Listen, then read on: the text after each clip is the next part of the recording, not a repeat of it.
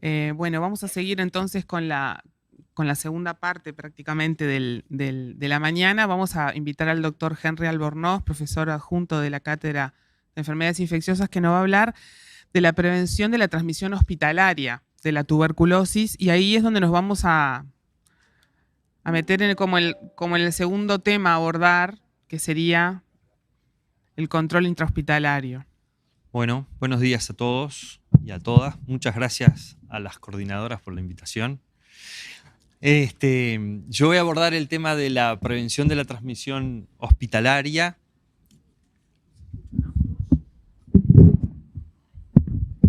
A ver, ahora sí. Como decíamos, vamos a abordar el tema de la prevención de la transmisión hospitalaria de la tuberculosis. En realidad el término genérico más es el de tuberculosis asociada al cuidado de la salud o de tuberculosis en el entorno sanitario, en un sentido mucho más amplio, ya que la transmisión se puede producir no necesariamente adentro del hospital, sino en otros entornos sanitarios que no necesariamente son hospitalarios. Mycobacterium tuberculosis tiene un conjunto de características por las cuales es ideal para la transmisión en el entorno sanitario dentro del hospital. Por su mecanismo de transmisión, la transmisión por aerosoles, como vamos a ver, le da cierta facilidad de transmisión o cierta transmisibilidad. Tiene una capacidad de dispersión importante. Tenemos un par de problemas que tienen que ver con las fuentes de transmisión. Tenemos casos que no son detectados oportunamente, con lo cual están siendo fuente de transmisión durante un tiempo que puede ser relativamente largo. Los casos pueden ser tratados tardíamente o tratados ineficazmente. Ese no es un gran problema para nosotros porque no tenemos tuberculosis multidrogo resistente en forma importante, pero en los países donde hay mucha tuberculosis multidrogo resistente, eso es un problema. Y después hay casos que se comportan como altamente transmisores, que después, como vamos a ver, pueden tener que ver con la fuente, con el microorganismo o con algunos otros factores. Otro elemento que contribuye a esto es que en el hospital hacemos muchos procedimientos diagnósticos y terapéuticos que aumentan la dispersión, como después vamos a ver. Y estos casos en el hospital se pueden presentar como casos esporádicos o como brotes. Y en realidad, así como dijo el profesor Caminero hoy de que el advenimiento de la tuberculosis multidrogo resistente generó en los países ricos una nueva preocupación por la tuberculosis, en los países ricos también el advenimiento del VIH hace unas décadas atrás y el advenimiento casi en conjunto, pero después, de la tuberculosis multidrogo resistente, generó un gran temor por la transmisión hospitalaria vinculada a un mayor número de pacientes ingresados con tuberculosis y al miedo a la tuberculosis multidrogo resistente. Entonces, estos casos hospitalarios se presentan como esporádicos o como brotes y pueden afectar a pacientes y personal de salud y a visitantes. Y cualquiera de los dos, pero también el personal de salud, a partir de la adquisición hospitalaria, son fuente para transmisión de casos secundarios. Y de hecho, en algunos brotes, por ejemplo, el brote que hubo en Perú, que está publicado y que fue muy bien estudiado, hubo una prevalencia muy alta, una incidencia muy alta de tuberculosis en personal de laboratorio, pero la transmisión adentro del laboratorio no fue a partir de las muestras, sino a partir de personal ya infectado que continuó trabajando y de hecho el participar en áreas comunes fue un factor de riesgo para adquirir en el laboratorio la tuberculosis. O sea que se genera un ciclo que es el que vamos a tratar de explicar a partir del modo de transmisión. Como ustedes saben, la transmisión es aérea, por aerosoles, juega un rol fundamental en la transmisión el núcleo de las partículas aerosolizadas. Eso quiere decir que las partículas que expele la persona al toser, estornudar, hablar, cantar u otras, actividades desde la vía respiratoria, genera partículas grandes y partículas chicas. Las que importan en general son las de 1 a 5 micras, porque son las que se pueden parcialmente desecar, queda el núcleo de la partícula con ese tamaño y son las que pueden llegar al alvéolo pulmonar. Las menores de 1 micra parecen importar poco porque esas entran y salen, porque son tan pequeñas y tan volátiles que no tienen mucho problema. Pero las de 1 a 5 son las que llegan porque en definitiva la célula que se infecta es el macrófago alveolar. Entonces, a punto de partida de un paciente infectado, una persona no infectada tiene una exposición y de esa exposición puede resultar una persona no infectada o una persona infectada. Como ustedes saben, el infectado puede cursar con una enfermedad tuberculosa, que en general el riesgo en la población general es en torno del 10% a lo largo de la vida, 5% en los primeros 2 años y 5% en el resto de la vida. Estas son las estimaciones generales. O puede cursar como una tuberculosis latente que en algún momento se puede reactivar y generar una enfermedad tuberculosa. De cualquier manera, el que cursa la enfermedad tuberculosa es el infectado que transmite, como ya fue dicho en la conferencia del profesor Caminero. De cualquier manera, el núcleo para nosotros en la asistencia es este núcleo de exposición y de persona infectada. Y ese núcleo tiene factores determinantes que están bastante bien estudiados, que favorecen la ocurrencia de la infección ante una exposición. Hay algunos factores que tienen que ver con la fuente.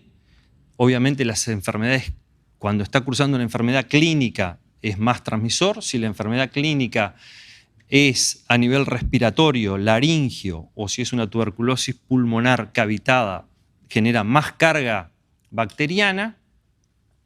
Y las conductas que toman los pacientes, que toma la fuente, también contribuyen. Cuanto más tardía es la consulta, y si no cumple con alguna de las precauciones, como la etiqueta de la tos y otras cosas, eso también contribuye. Además el otro proceso que juega es cuánta aerosolización se produce. De hecho, la fuerza de tos, la frecuencia, la fuerza de la tos y otras características contribuyen a una mayor transmisión.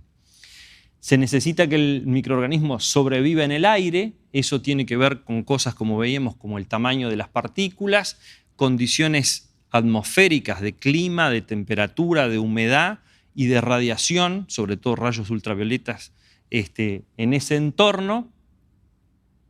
Tiene que ver con condiciones de la persona que se expone y sobre todo de la susceptibilidad a la infección. En el entorno sanitario, las cosas más importantes parecen estar por acá. La concentración del núcleo de gotitas, o sea, la concentración de estas partículas, que tiene que ver con el número de partículas liberadas por el caso fuente. Como decíamos, la localización respiratoria es más frecuente. Cuando se hacen actividades como, por ejemplo, inducir el esputo o la toma de una muestra respiratoria o fibrobroncoscopías u otros procedimientos en el hospital, eso aumenta la producción de aerosoles y el riesgo de transmisión.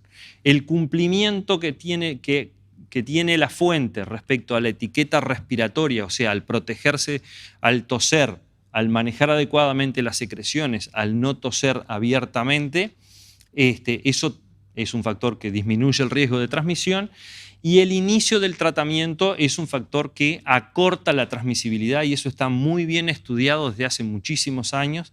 De hecho, los primeros experimentos en la década del 50 del siglo pasado mostraron que tan rápido como con 48 o 72 horas de tratamiento disminuye significativamente la transmisibilidad.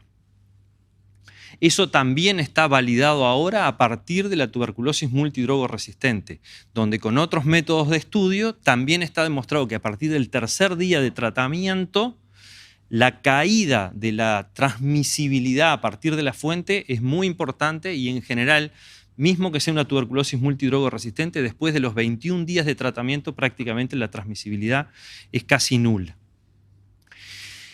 Otras cosas que tienen que ver, son con las características del ambiente en el cual se da la exposición, que en general, muchas veces en nuestros entornos sanitarios, acá tenemos problemas, porque los niveles de ventilación son muy importantes. Las recomendaciones es que la ventilación en los espacios sean por lo menos de 6 recambios de aire por hora, lo cual es un volumen de recambio importante. Perdón.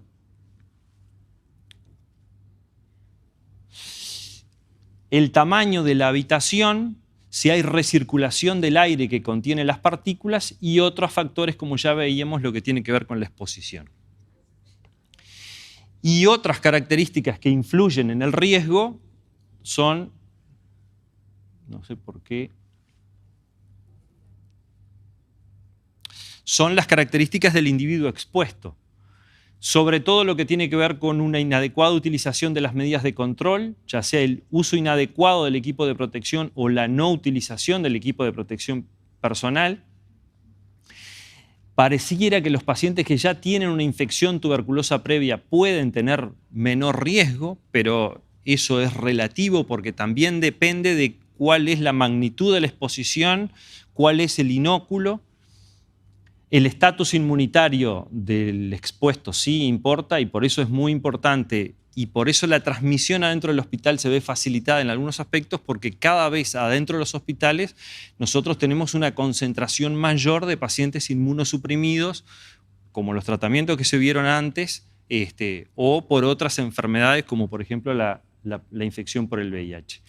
Hay cierta discusión si la vacunación con BCG puede disminuir o no este riesgo de transmisión. Y hay otros factores, y uno que se está estudiando bastante ahora es el fenotipo infectante. O sea, se está viendo que hay algunos fenotipos de Mycobacterium tuberculosis que tienen mucho mayor capacidad de transmisión que otros. Y el otro elemento importante es que aquel que adquiere la infección tuberculosa y la tiene como una forma latente, tiene distintos riesgos de evolucionar a una enfermedad tuberculosa activa y ser fuente para la transmisión. Y de hecho, como lo dijo el profesor Caminero, parte del reservorio de futuros casos de infecciones de enfermedad tuberculosa con capacidad de transmisión está acá.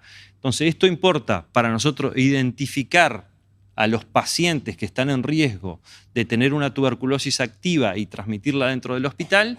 Y también importa a los efectos de los trabajadores de la salud expuestos a una eventual transmisión, con estas condiciones tienen mucho más riesgo de desarrollar una tuberculosis activa.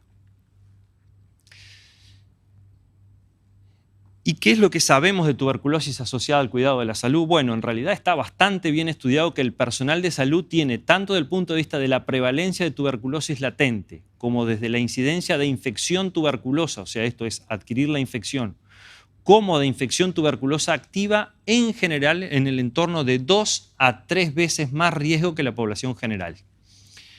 En el Uruguay, los datos que nos proporcionó la Comisión Honoraria de la Lucha Antituberculosa es que para el 2014 hubieron 22 casos de tuberculosis activa en personal de salud, para el 2015 32 casos. Eso si tomamos como denominador, el denominador que tiene el Ministerio de Salud Pública para calcular la tasa de vacunación antigripal en personal de salud, que son en el entorno de los 45 a 50.000 trabajadores de salud en el país, nos daría entre 50 y 70 casos por 100.000 habitantes en este caso en trabajadores de la salud. Lo que sería en el entorno de 2 veces, entre 2 y 3 veces, lo que hay en la población general. Y esta adquisición, en general, en los trabajadores de la salud, se produce en la etapa temprana de ingreso a la actividad laboral o curricular. De hecho, en Estados Unidos, que está bastante bien estudiado, 2/3 de los casos de tuberculosis activas en los médicos ocurren en la etapa de estudiante o en los primeros 6 años después de la graduación. Eso también está estudiado en algunos países con incidencia bastante más alta.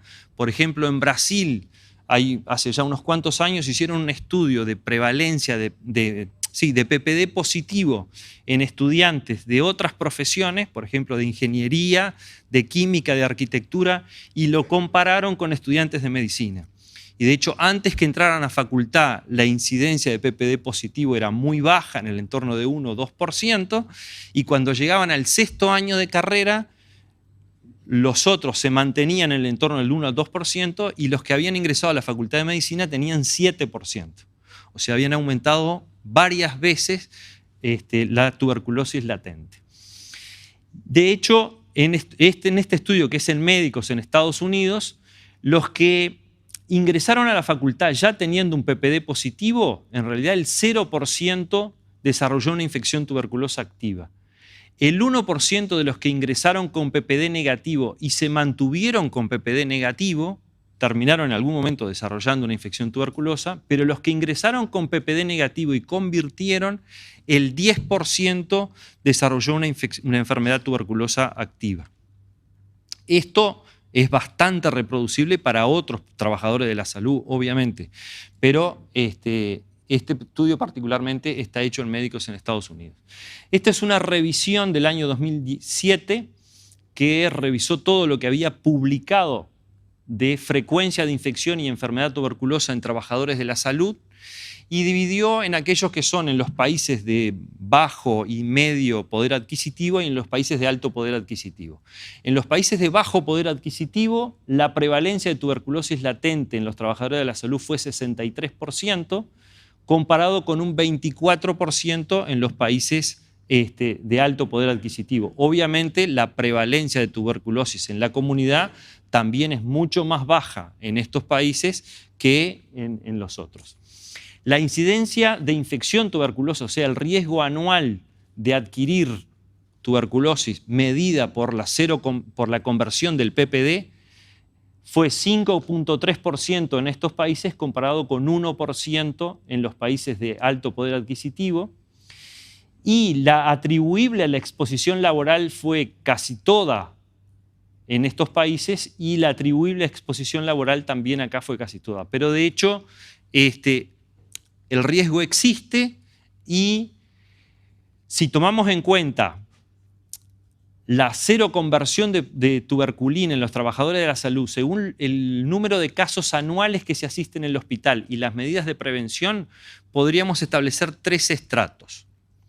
Aquellas instituciones, aquellos hospitales que tienen buenas medidas de prevención y asisten un bajo número de pacientes con tuberculosis activa, el riesgo es muy bajo, casi despreciable. Algunos lo estiman entre el 0 y el 0,2-0,3%.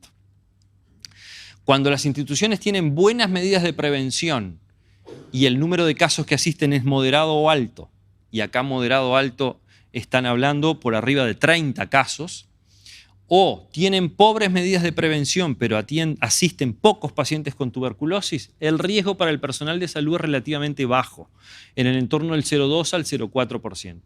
Ahora, cuando obviamente se dan las dos componentes negativos, tener malas prácticas de prevención y asistir a un número alto de casos de tuberculosis activa, el riesgo para el personal de salud es en el entorno del 2 al 7%, lo cual es un riesgo, porque esto es porcentaje por año, ¿no? Es el riesgo anual.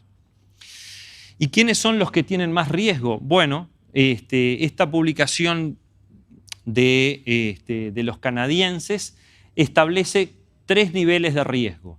El riesgo alto es para el personal sanitario que participa en procedimientos donde se inducen la tos, aspiración de secreciones traqueales, intubación, esputo inducido, fibrobroncoscopía.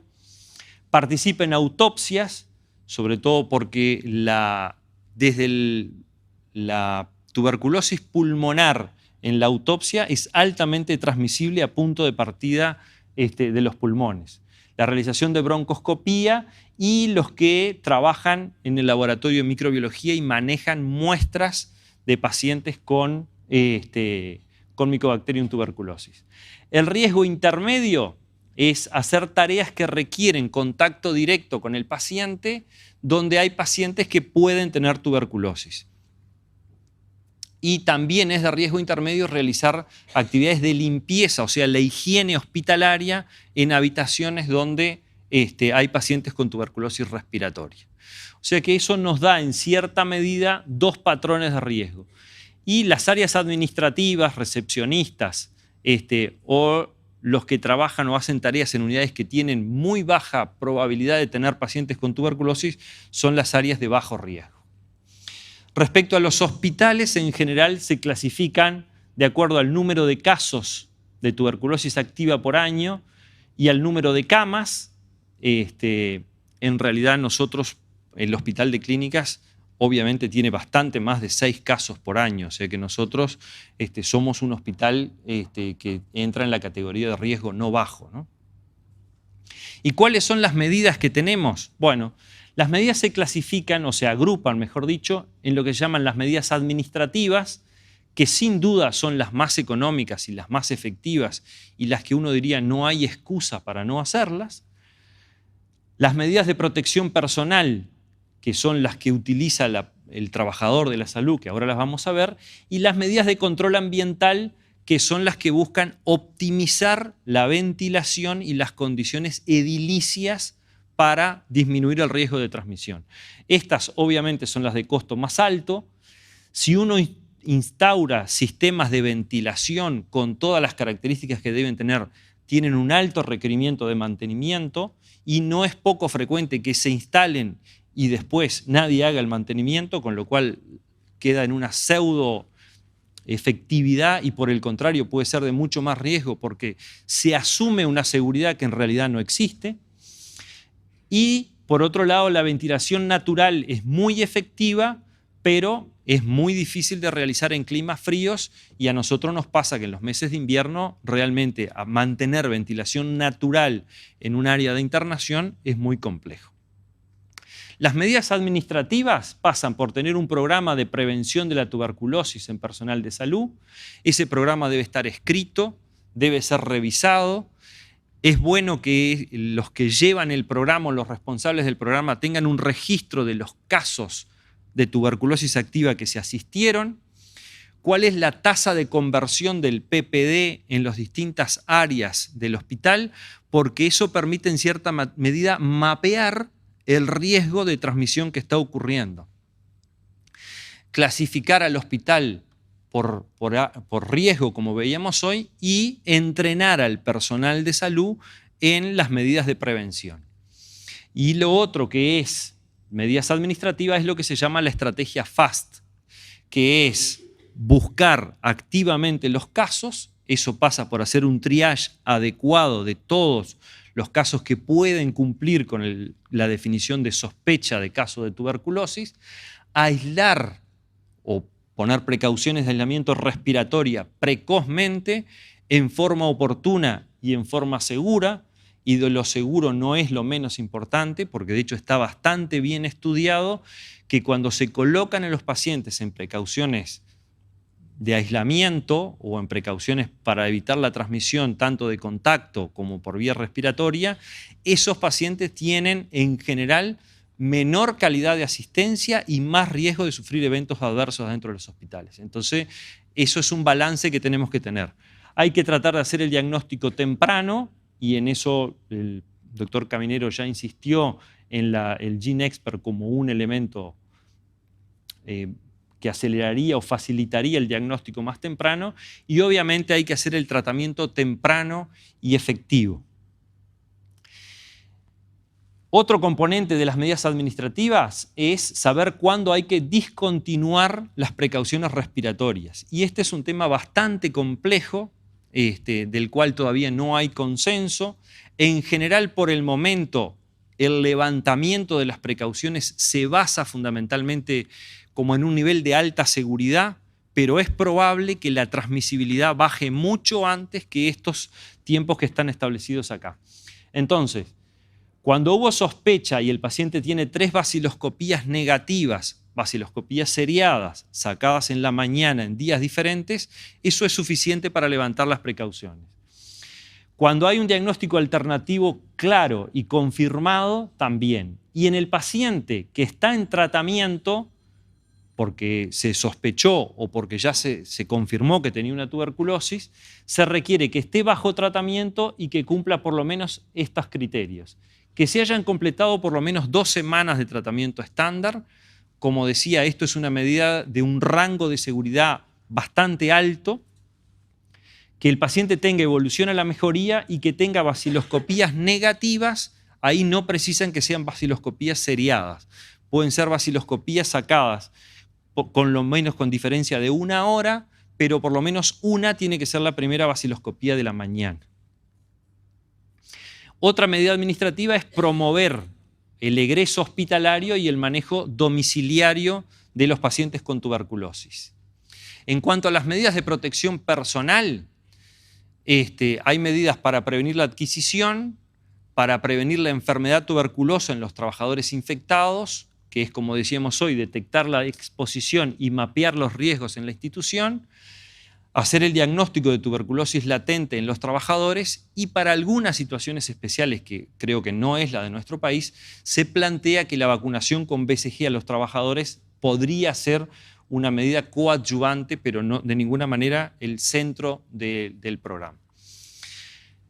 Las precauciones para la transmisión aérea o por aerosoles implican que el paciente esté en una habitación individual, de preferencia que tenga una buena ventilación. Como les decía, se recomienda más de 6 recambios de aire por hora. La puerta tiene que estar cerrada. Se recomienda que en la puerta esté la cartilla de precauciones respiratorias del ministerio. Tiene que tener un acceso restringido y el paciente debe utilizar una máscara, un tapaboca común o una máscara quirúrgica. Y debe adherir a las medidas de higiene de la tos y etiqueta respiratoria. El tapaboca quirúrgico utilizado por el paciente, los estudios demuestran desde hace muchos años que probablemente disminuya en torno del 50% el riesgo de transmisión. Lo cual no es una medida para nada despreciable. Obviamente hay que instruir al paciente que el tapaboca se tiene que usar adecuadamente. Porque si tiene el tapaboca solo con la cinta de arriba, suelto abajo y en realidad el aire está saliendo por todos lados, no es efectivo. Pero es parte de nuestra función cuando le indicamos que se coloque el tapaboca, enseñarle a colocárselo adecuadamente y a mantenérselo en la forma adecuada. La disponibilidad de máscaras de alta eficiencia o N95 o similares para el familiar o el acompañante y para el personal de salud, y obviamente restringir los traslados de estos pacientes y, si es necesario trasladarlo, que se mantengan las precauciones respiratorias durante el traslado. Estas son las cartillas del Ministerio de Salud Pública, del cual está la licenciada Silvia Guerra, que fue una de las alma mater en la elaboración de ellas, que son las precauciones aéreas, que esto es lo que se debería poner en la puerta de la habitación del paciente para que todo el que va a asistir a ese paciente esté notificado de la situación y adhiera a las precauciones. La utilización de la máscara tiene un conjunto de requerimientos, se debe colocar adecuadamente, tiene varios pasos para la colocación, se debe ajustar bien a la cara, se debe apretar sobre la nariz para no permitir que haya fuga, se debe testear la fuga y hay 2 test de fuga, uno que se llama el sellado positivo, que es soplar hacia afuera con la máscara puesta y asegurarse que el aire que pueda salir salga a través de la máscara y no por los costados, o sea, no debe ventilar los ojos, no debe soplarnos el pelo. Y lo otro es el sellado negativo, que es hacer una inspiración contra el tapaboca y sentir que el tapaboca se adhiere a la cara de la persona que lo está usando. No se debe agarrar el tapaboca de la parte de adelante después que está siendo utilizado, porque esa es la parte que tiene más riesgo de contaminación. El tapaboca se saca desde las cintas hacia arriba, sin tocarlo. Y para terminar, hay un conjunto de factores que siguen favoreciendo la transmisión nosocomial y la ocurrencia de tuberculosis, y esto sobre todo para los países en desarrollo. Y algunas de las cosas que un grupo de expertos que visitó 5 países en el año 2007 detectó y sobre la cual se siguen haciendo publicaciones es que tenemos retraso en el diagnóstico porque sospechamos poco o no sospechamos adecuadamente, tenemos lentitud en la obtención de las muestras, en el procesamiento y en la obtención del resultado. Entonces, si no instalamos tratamientos empíricos y esperamos el resultado de estas muestras, empezamos tardíamente el tratamiento con un paciente que ya estuvo siendo fuente de transmisión adentro del hospital. Y tenemos alta prevalencia de pacientes inmunosuprimidos, en algunos países por el VIH, que pueden tener presentaciones atípicas y que retrasan este diagnóstico. Aplicamos inadecuadamente las precauciones respiratorias y un par de cosas que sí tienen que ver un poco con cómo somos como trabajadores de la salud, es que en general subestimamos el riesgo de adquirir la tuberculosis por un par de cosas. Por la noción de alguna exposición previa con la cual nos creemos con cierto grado de inmunidad, que en realidad no es así, y por la noción de vacunación con BCG, que también creemos que da algún grado de protección que en realidad después de adulto es muy discutible, ¿no? O prácticamente no. Entonces, esta subestimación del riesgo contribuye a que no cumplamos con las medidas o las cumplamos en forma inadecuada o subestimemos la posibilidad de la transmisión. En otros países hay baja disponibilidad del equipo de protección personal. Creo que eso en el Uruguay hoy está bastante resuelto. Y el otro problema es que persiste la estigmatización de las personas con tuberculosis, lo cual hace que el personal de salud no quiera consultar cuando cree que tiene síntomas o en realidad no conscientemente pero subconsciente subestima la posibilidad de tener una tuberculosis. Y de hecho puede ser fuente de transmisión a pacientes e inclusive en el hogar o en su entorno en la comunidad. Creo que esta era la última. Bueno, muchas gracias.